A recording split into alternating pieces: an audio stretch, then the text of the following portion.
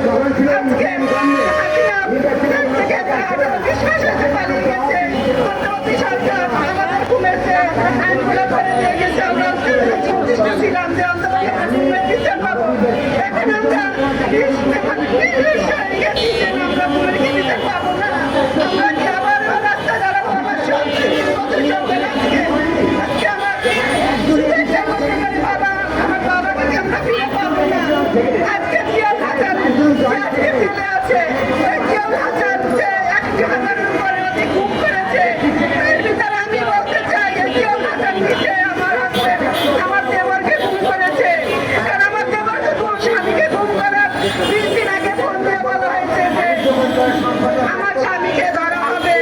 হয়েছে আমি বলতে চাই